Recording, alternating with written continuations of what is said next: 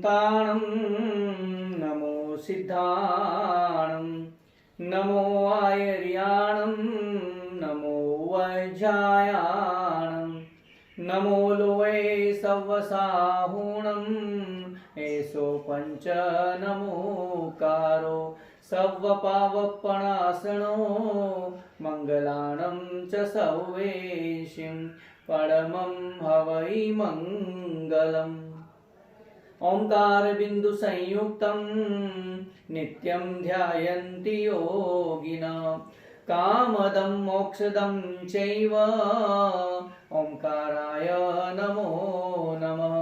अज्ञानतिमिरान्धानां ज्ञानाञ्जनशलाकया चक्षुरुन्मीलितं येन तस्मै सद्गुरवे नमः।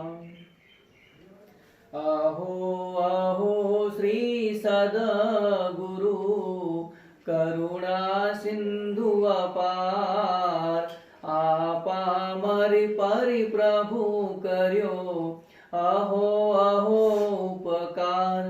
जय स्वरूप समझ्या विना पायो दुःखानंद समझाव्यो ते पद नमो श्री सद्गुरु भगवन। देह छता जैनी दशा वर्ते देहातीत ते ज्ञानी ना चरण मां हो वंदन गणी। परम पुरुष प्रभु सद्गुरु परम ज्ञान सुख धाम जेहने आप्यो भान निज तेहने सदा प्रणाम।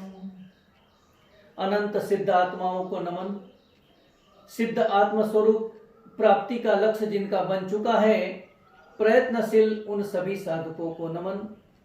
देवानुप्रिय महानुभावों, चातुर्मास का यह स्वर्णिम काल, स्वर्णिम अवसर जीवन में प्रतिबोध देने के लिए आया है।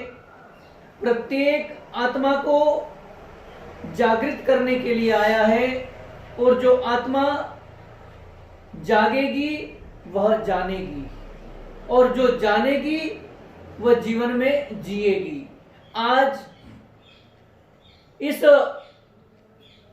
प्रवचन के माध्यम से मैं आप समस्त आत्माओं को जीवन में जन्म लेने के बाद कैसे जागना, कैसे जीना और कैसे प्रत्येक क्रियाकलापों को क्रियान्वित करना, अर्थात जानना अलग है, जागना अलग है और उसके बाद उसको जीवन में अपनाना अलग है। कुछ दृष्टांतों के माध्यम से, कुछ ऐतिहासिक संस्मरणों के माध्यम से मैं प्रत्येक आत्मा को परमात्मा और गुरु तत्व के प्रति अहोभाव कैसे पैदा हो, इस संसार के अंदर जन्म लेने के बाद ये जीव कैसे जिए। क्योंकि इंग्लिश के अंदर एक वाक्य है, ईट ड्रिंक एंड बी मेरी, खाओ पियो और मौज करो। यह बात पशु भी करते हैं, पशु भी खाते हैं, पशु भी नींद लेते हैं, पशु भी जीवन यापन करते हैं, जीवन का गुजारा करते हैं। हमको जीवन जीना है।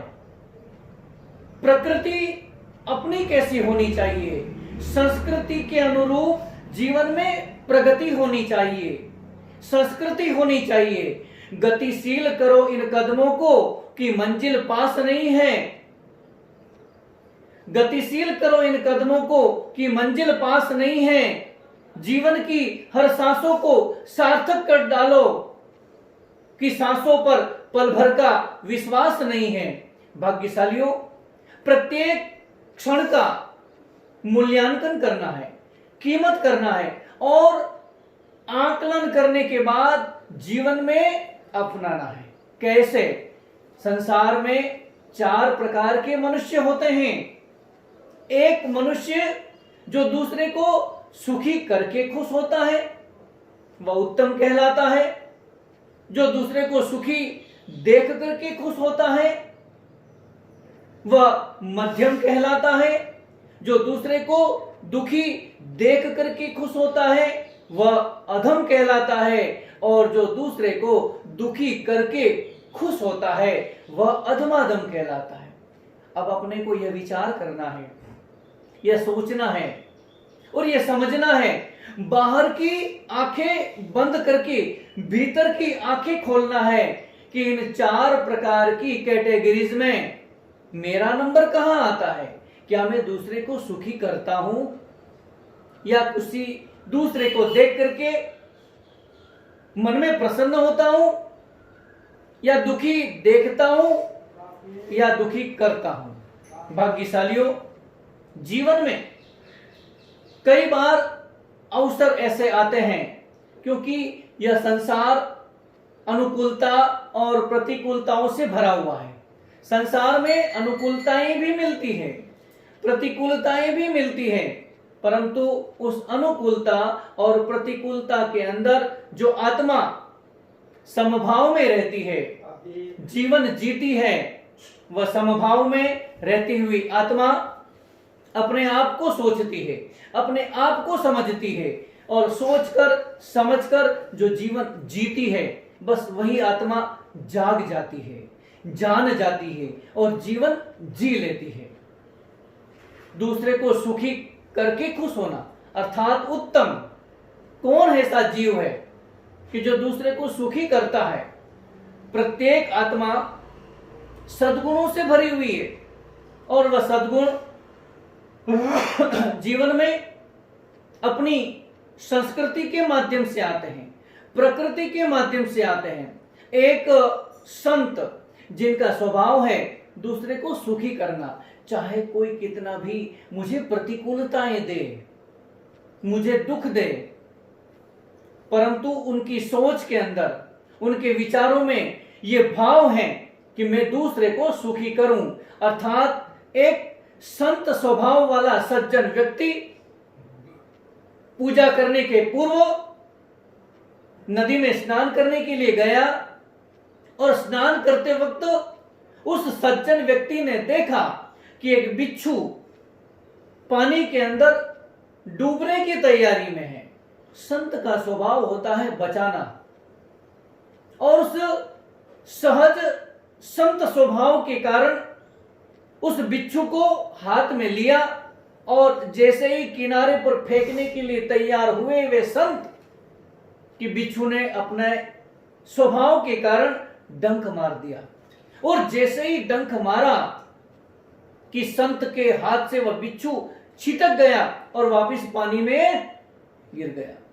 संत ने दूसरी बार प्रयास किया, दूसरी बार फिर उस बिच्छू को उठाया और उठा करके किनारे पर फेंकने की तैयारी कर रहे थे कि दूसरी बार बिच्छू ने फिर वही कृत्य किया।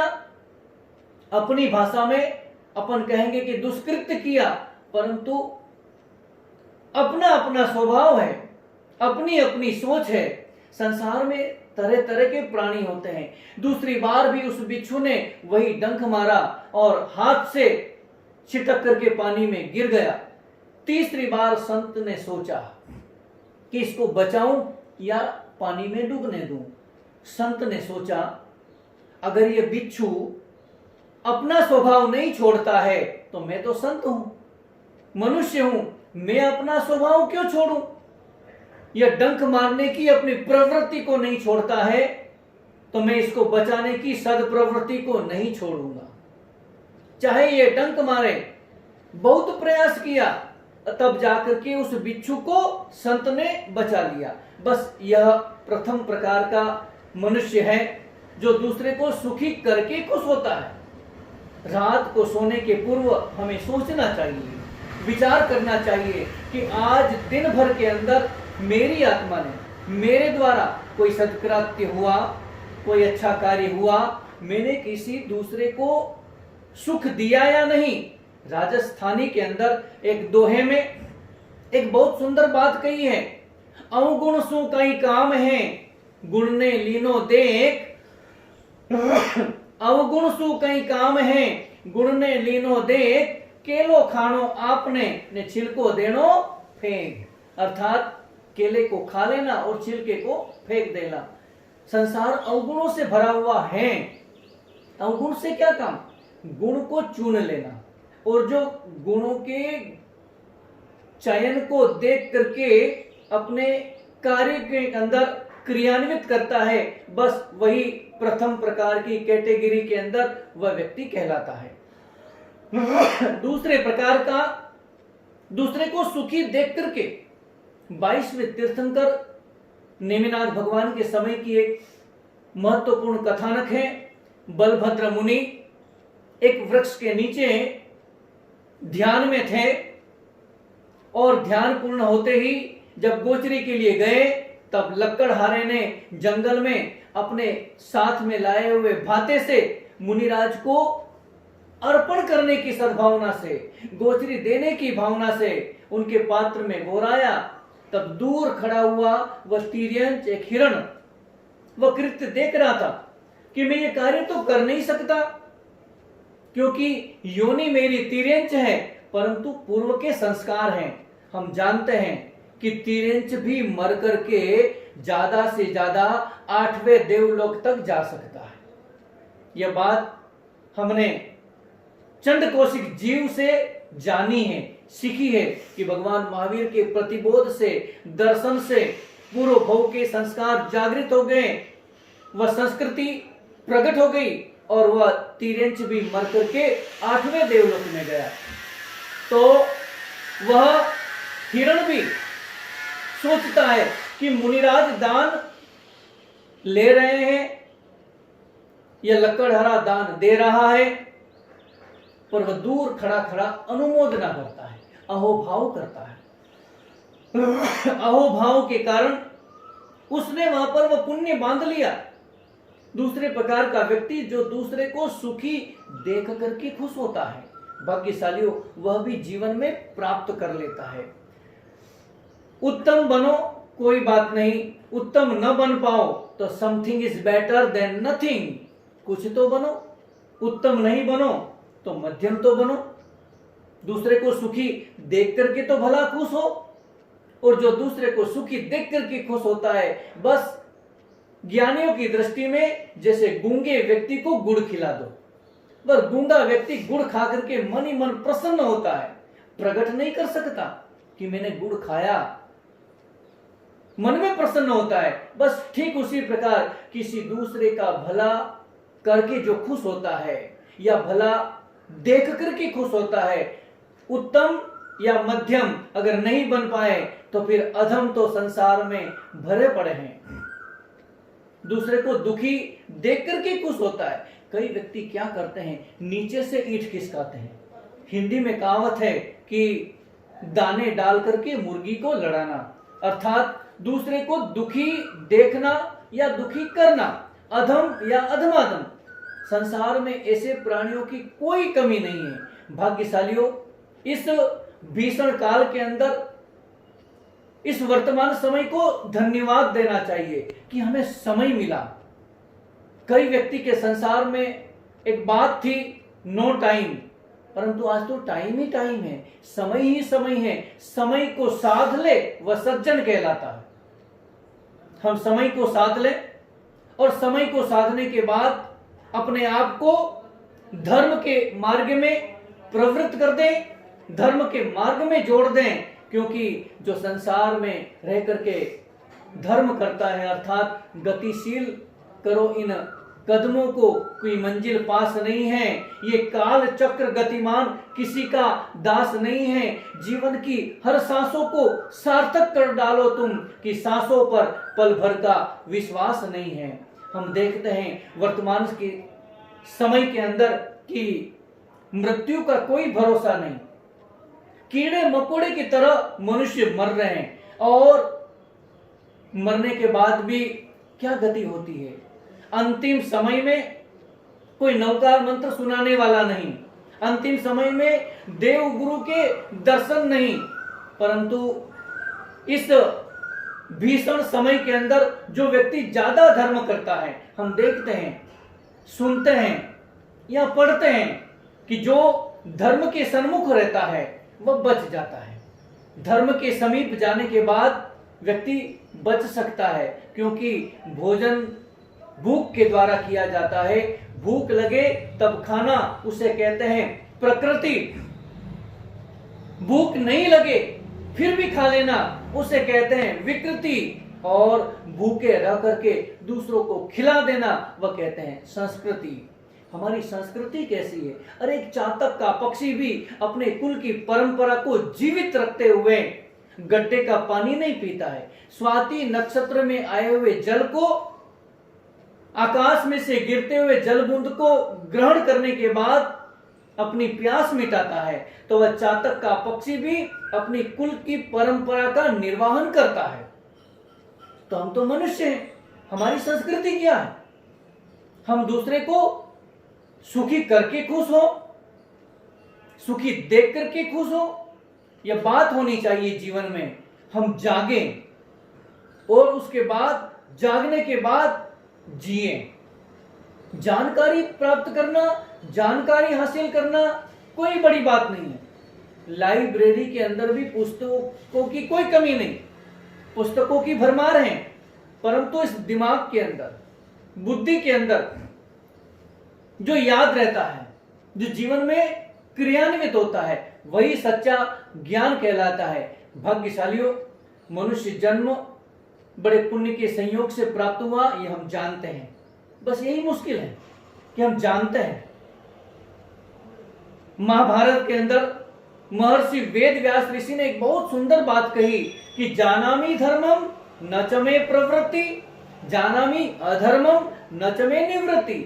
मैं धर्म को जानता हूं परंतु उसमें प्रवृत्ति नहीं करता। मैं पाप को जानता हूं, अधर्म को जानता हूं, परंतु उससे निवृत्त नहीं होता। भाग्यशालियों, प्रवृत्ति संसार में धर्म के अनुरूप होनी चाहिए।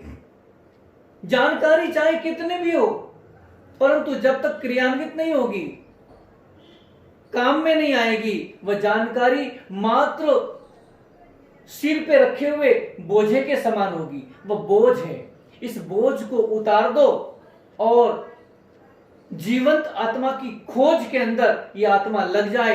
बोझ से रहेंगे दूर तो खोज की ओर यह आत्मा आगे बढ़ेगी। जैसे वर्तमान काल के प्रथम तीर्थंकर आदिनाथ भगवान के प्रथम पुत्र, 12 चक्रवर्तियों में प्रथम चक्रवर्ती भरत महाराजा जब चक्रवर्ती बनने के बाद एक परंपरा का निर्वाह करते हैं।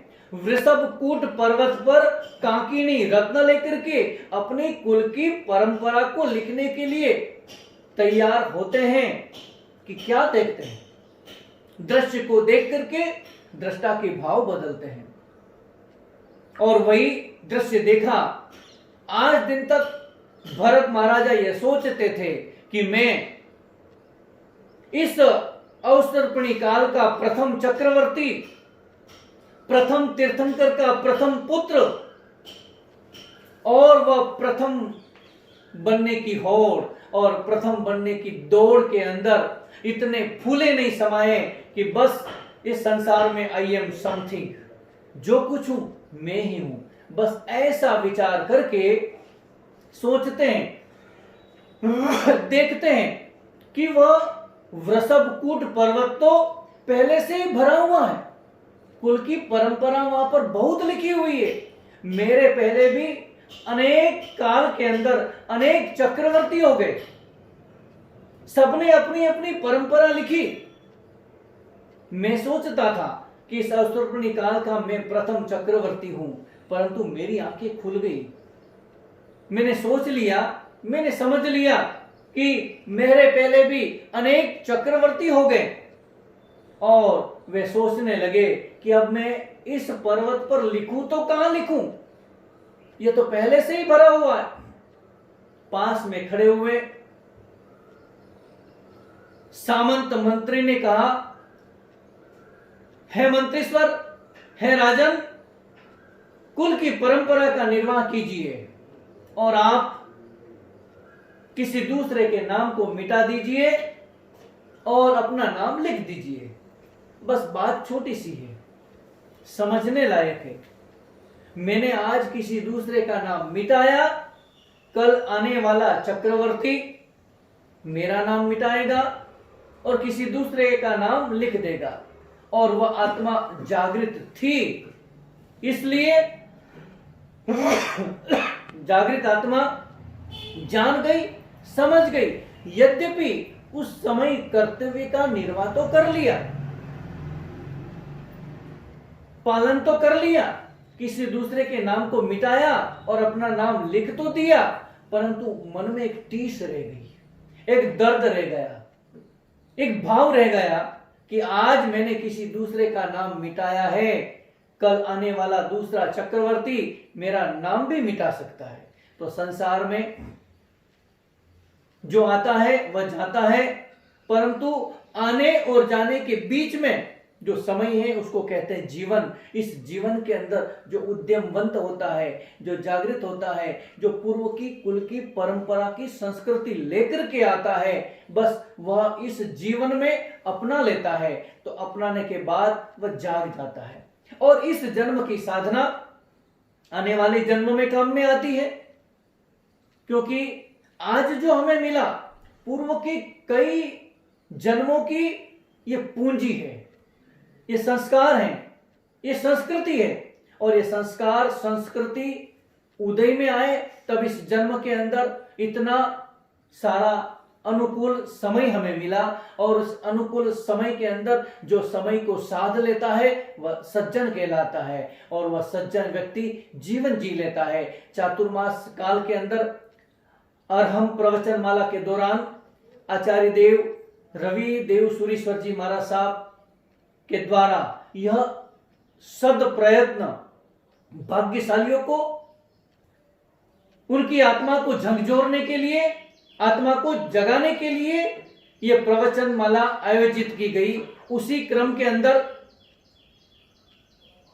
मैं आज आप सबको जीवन में जागना और जीना और जागृत होकर के उसको अपनाना, इस माध्यम से अपने स्वाध्याय के माध्यम से, स्वाध्याय के द्वारा आपको यह प्रेरणा देना चाहता हूं कि हम learn in the past, plan in the future, but live in the present. भूतकाल से सीखें, भविष्य की योजना बनाएं, परंतु जिए तो वर्तमान के अंदर ही।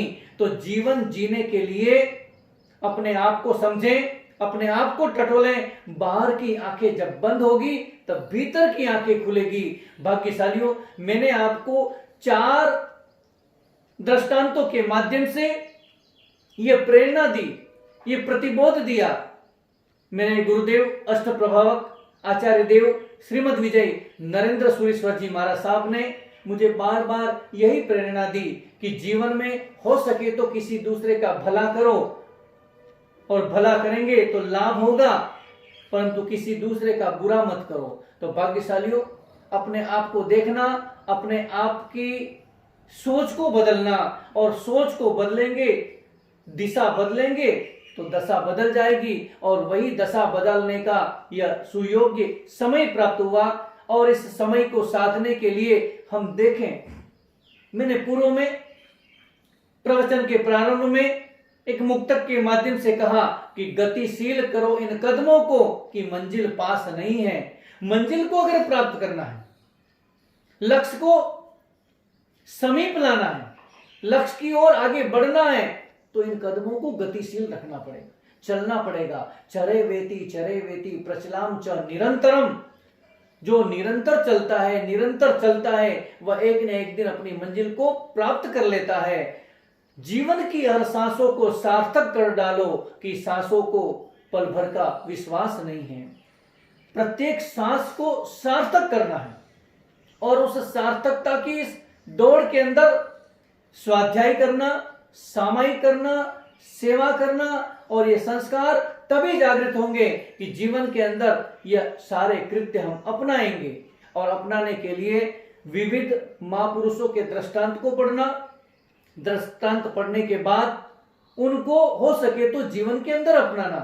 मैंने एक दृष्टांत दिया प्रवचन के प्रारंभ में कि दूसरे को सुखी करके खुश होना।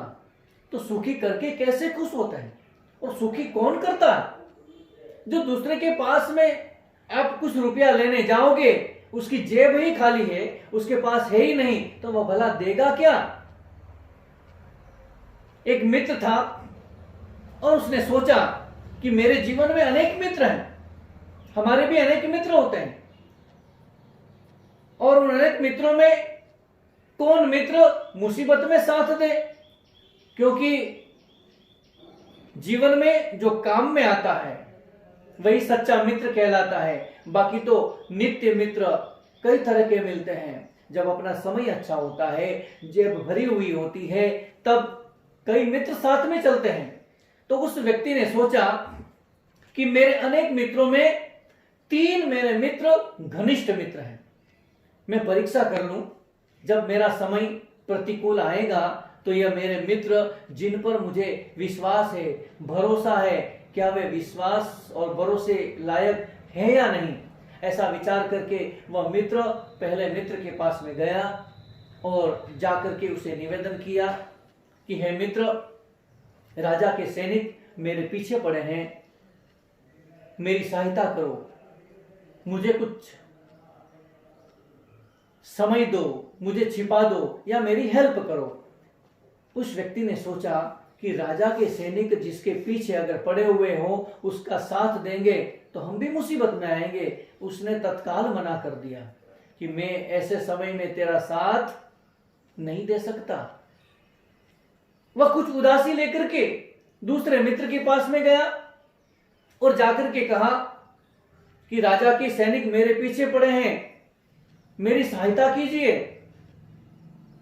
उस मित्र ने कहा ठीक है, तुम विश्वास और भरोसा लेकर के मेरे पास में आए हो तो एक काम कीजिए, कुछ रुपया लीजिए, कुछ पैसा लीजिए और चुपचाप मेरे दरवाजे से 9 2 11 हो जाइए। आप अगर मेरे घर पर रहोगे तो मैं भी मुसीबत में पड़ जाऊंगा, राजा के सैनिक तेरे साथ साथ मुझे भी पकड़ करके ले जाएंगे।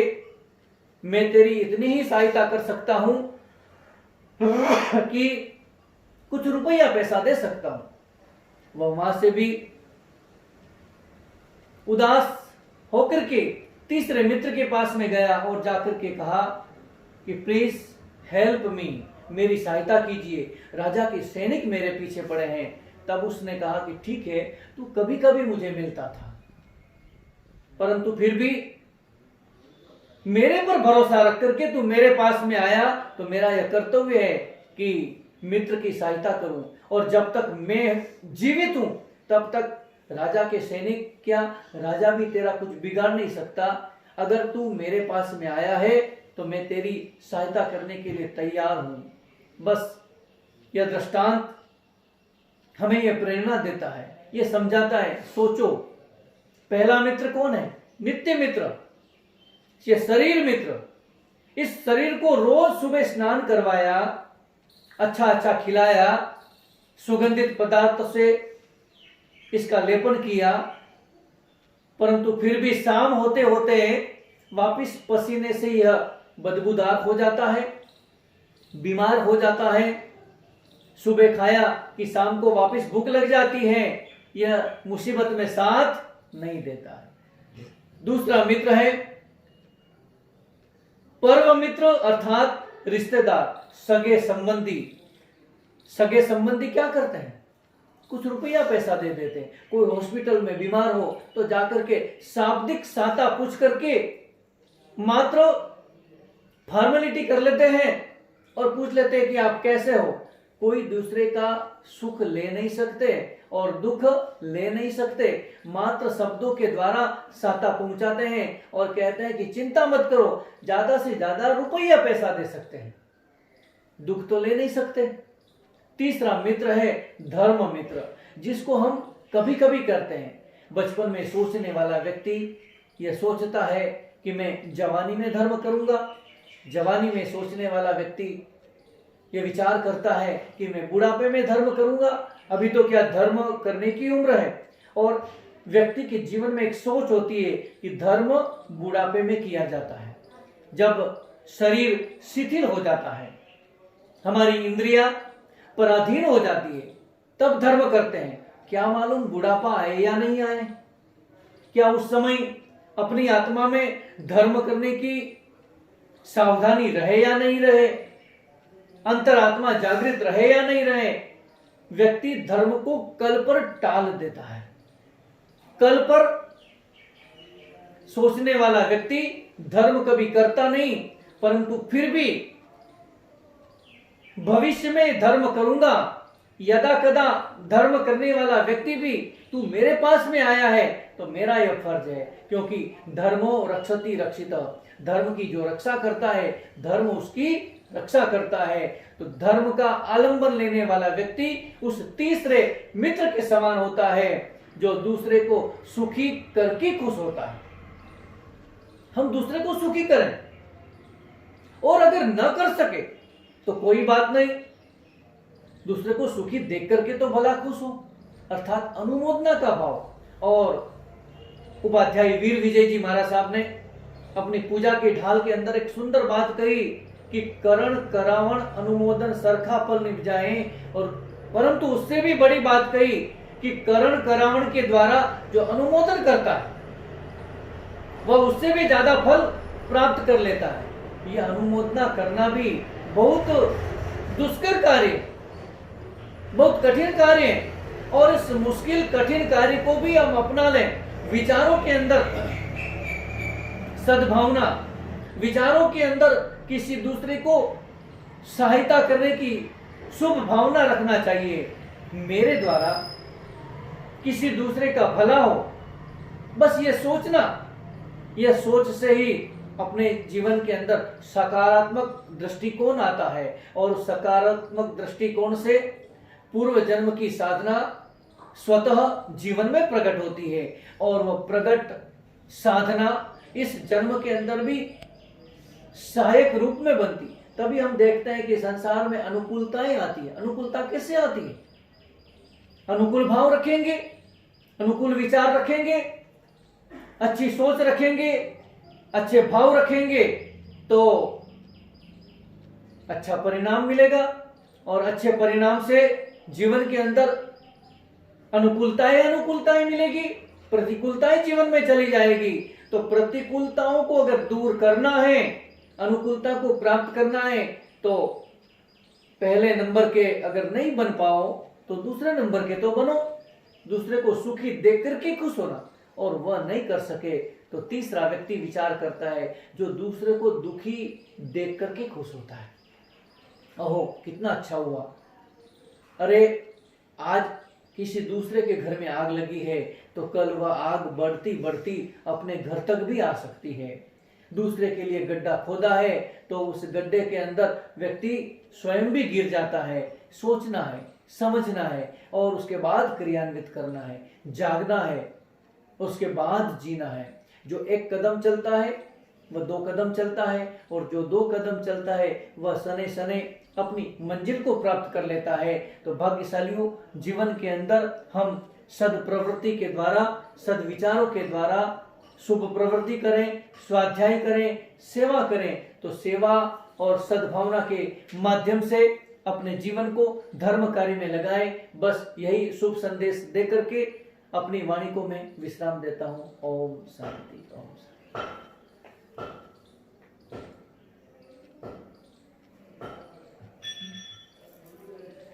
ખેડૂત સાહેબ બધું તો પણ તે સરસ બોલ્યા, અને આની ટેન્શન હતું। હા તો પણ કોઈ ડિસ્ટર્બન્સ નથી આવ્યું, અને બહુ સમજવાની વસ્તુ કીધી।